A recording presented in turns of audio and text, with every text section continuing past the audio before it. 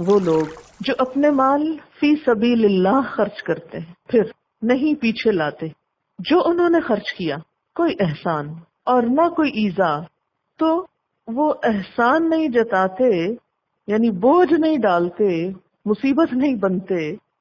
یہاں اس سے مراد وہ تان و تشنیع ہے، وہ تحقیر و توہین ہے جو عموماً کم ظرف لوگ مال دینے کے بعد احسان کر کر کے دوسروں کو پہنچاتے ہیں. تو جو لوگ اپنے مال اللہ کے راستے میں خرچ کرتے ہیں پھر وہ خرچ کرنے کے بعد نہ ہی دوسروں پہ بوجھ بنتے ہیں، نہ احسان جتاتے ہیں، نہ کوئی تکلیف پہنچاتے ہیں. کیسی تکلیف؟ نہ جسمانی، نہ جذباتی، نہ روحانی، کسی قسم کی اذیت کا سبب نہیں بنتے. لہم اجرہم عند ربہم، ان کا اجر ان کے رب کے پاس ہے، محفوظ. تو یوں محسوس ہوتا ہے نا کہ ایسا مال خرچ کرنا جس میں کسی قسم کی خرچ کرنے کے بعد کوئی اذیت نہ ہو، اس کا اجر اور زیادہ بڑا ہے. یعنی ان کی جزا تو ان کے رب کے پاس محفوظ ہو گئی. ولا خوف علیہم، مزید انعام کیا ہے ان کا؟ ان پر نہ کوئی خوف ہوگا. ولا ہم یحزنون، اور نہ وہ غمگین ہوں گے، انہیں کوئی غم نہ ستائے گا. اور یاد رکھیے دنیا میں بھی جو لوگ صدقہ خیرات کرتے ہیں وہ عموماً غم، ڈپریشن، دکھ سے محفوظ رہتے. تجربہ کر کے دیکھیے، کبھی آپ کو پریشانی ہو تو ایک تو اس میں استغفار پڑھیں، یا حیو یا قیوم پڑھیں، اور دوسرے صدقہ کریں. صدقہ کرنے سے ایک دم آپ کو ریلیف ملے گا، ایک دم غم سے نجات ملے گی، ایک دم خوف سے آپ نکل آئیں گے. یوں لگے گا جیسے آپ کو کسی نے پروٹیکٹ کر لیا. عام طور پر ہم یہ سوچتے ہیں کہ صدقہ وہ ہوگا جو کہ بہت بڑی بھاری سی چیز ہوگی اور پھر ہم وہ اللہ کی راہ میں دیں گے تو پھر ہمارا کو مشکل آسان ہوگی. نہیں، جو میسر ہے، چھوٹی سے چھوٹی چیز جو بھی ہاتھ میں ہے، بس دیر نہ کریں. اور اگر دے کر دوسرے کو اذیت دی اور تکلیف پہنچائی اور احسان جتایا، پریشان کیا، پھر سب کچھ ضائع ہو جائے گا. الٹا گناہ کمائے گا انسان.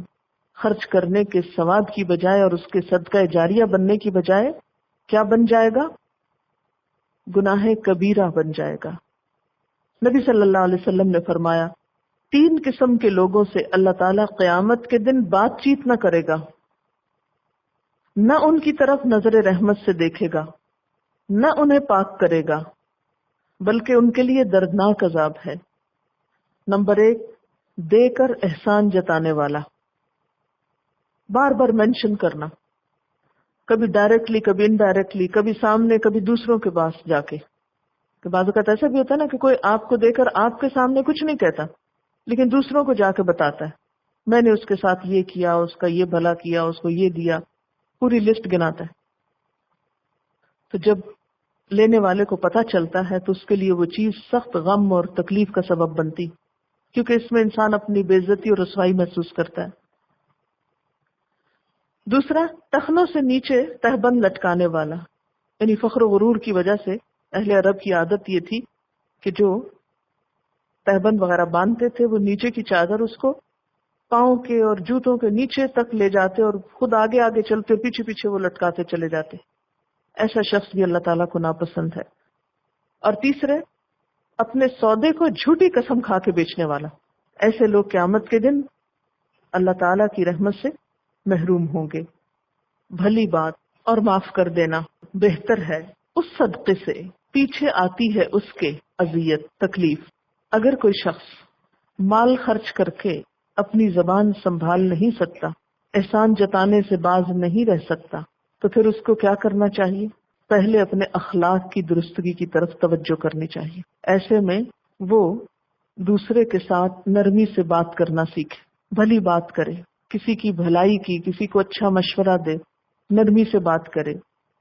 کیونکہ نبی صلی اللہ علیہ وسلم نے فرمایا الکلمۃ الطیبۃ صدقہ، طیب بات، پاکیزہ بات، اچھی بات، عمدہ بات کیا ہے؟ صدقہ ہے۔ نبی صلی اللہ علیہ وسلم نے یہ بھی فرمایا لا تحتقرن من المعروف شیئا ولو ان تلقى اخاک بوجہ طلق، تم نیکی کی کسی بھی چیز کو حقیر نہ سمجھو، ہرگز چھوٹا نہ جانو، خواہ وہ تمہارا اپنے بھائی کے ساتھ مسکرا کر ملاقات کرنا ہی کیوں نہ ہو۔ کیونکہ یہ چیز بھی بہت ناپید ہو گئی ہے نا، ہم کسی سے ملتے ہیں تو تانے دے کر، اذیت دے کر۔ ایک مسلمان دوسرے مسلمان سے آخر کیوں ملتا ہے؟ خوشی کے لیے، خصوصاً جہاں آپ کی کوئی رشتہ داری نہ ہو، جہاں آپ کا کوئی ایسا تعلق نہ ہو، وہاں اگر آپ کسی سے ملنے کو جاتے ہیں تو سوائے اس کو خوش کرنے کے یا خود خوش ہونے کے یا خوشی لینے اور دینے کے اور تو کچھ نہیں بیچ میں ہوتا، نہ آپ کی کوئی تجارت ہے بیچ میں، نہ کوئی دنیا کے غرض ہے، نہ کوئی بزنس ہے، کچھ بھی نہیں۔ لیکن بہت سے لوگ ایسے مواقع کو بھی گنوا دیتے ہیں۔ تو کچھ بھی ہو، کوشش کیا کرنی چاہیے کہ اگر ہم کسی کے کام آ سکے ہیں تو خوشگواری سے کر دیں، اور اگر ہم نہیں آ سکے تو بھی خوشی سے معاف کر دیں۔ صدقہ کیا ہے؟ اچھی بات بھی صدقہ ہے، تو اچھی بات کو اچھے انداز میں کریں۔ تانا دیکھی کیوں کرتے ہیں؟ اچھی بات جتا کے کیوں کرتے ہیں کہ میں آپ کو اچھی بات بتا رہی ہوں؟ بھلے آپ بتائیں، آپ کو اپنا فائدہ ہے بتانے میں، ہم تو احسان کیوں جتاتے؟ بعض لوگ کھری کھری باتیں سنانے کے شوق میں تانے دیتے رہتے ہیں، اذیت دیتے ہیں۔ تو بھلی بات کرنا، ایک عمدہ بات کرنا جس سے دوسرے کا دل خوش ہو جائے، اور اگر وہ کام نہیں آ سکا، آپ کی نہیں سن سکا، تو اس کو معاف کر دینا، درگزر کر لینا بہتر ہے اس صدقے سے، یعنی اس نیکی سے جو آپ اس کے ساتھ کرنے والے ہیں، جس کے پیچھے اذیت دی جا رہی ہے۔ وہ نیکی جس کے ساتھ اذیت ہو وہ نیکی نہیں ہے۔ آپ کسی کو اچھا مشورہ دے رہے ہیں یا مسئلہ کسی کا سلجھا رہے ہیں، ان سب چیزوں میں اس بات کا لحاظ رکھنا انتہائی ضروری ہے کہ ہمارے کہنے کا انداز کیا ہے، ہمارے بتانے کا انداز کیا ہے۔ ہاں، آپ سونے میں تولی ہوئی بات کسی کو بتا رہے ہوں، لیکن اذیت دے دے کے بتا رہے ہوں، کوئی کب تک سہے گا؟ دوسرا بھی انسان ہے۔ پھر آپ دیکھیے کہ یہاں ان لوگوں کے لیے بھی ایک راستہ رکھا گیا جن کے پاس مال نہیں۔ کچھ لوگ مال نہیں رکھتے، پھر وہ حسرت کرتے ہیں کہ کوئی صدقہ ہم بھی کر پاتے۔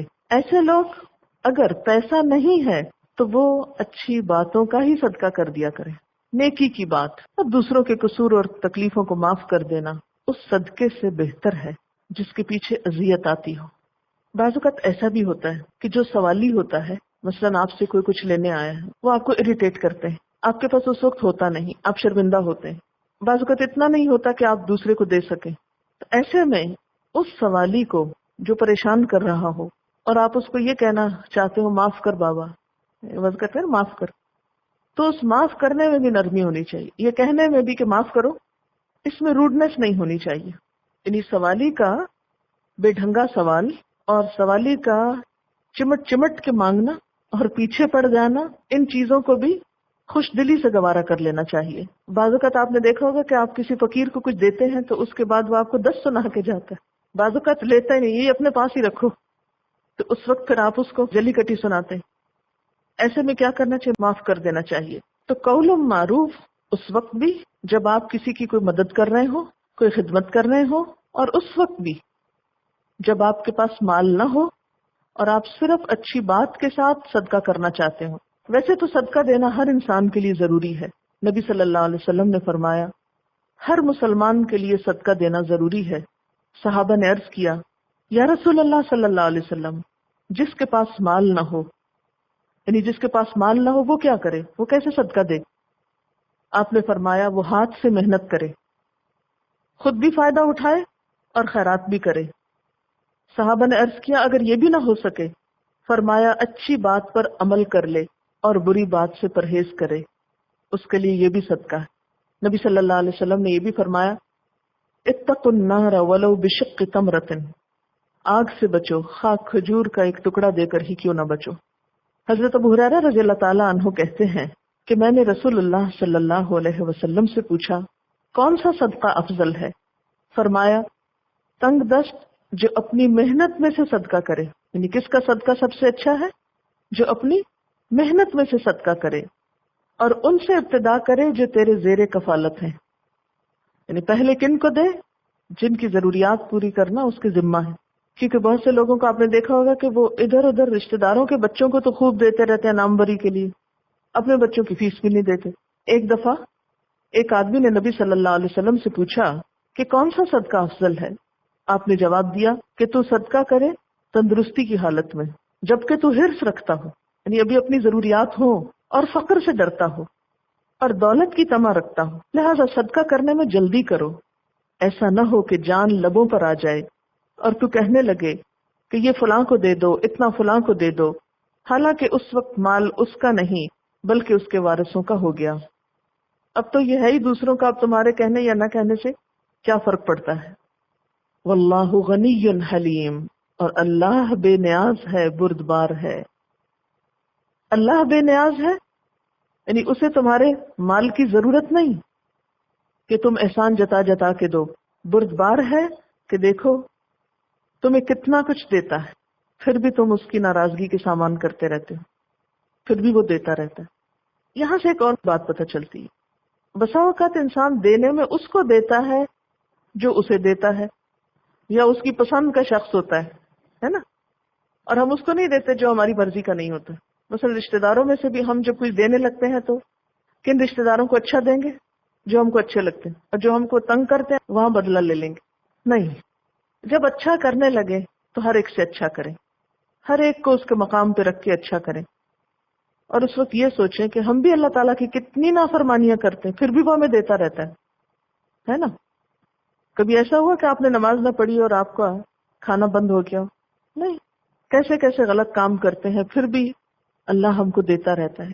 اسی طرح وہ لوگ جو ہم کو ناپسند بھی ہوں، وہ لوگ جو ہم کو کچھ نہ دیں، وہ لوگ جو ہمارے ساتھ کوئی خیر و بھلائی نہ کریں، ہم خوش دلی کے ساتھ ان کو دیتے رہیں.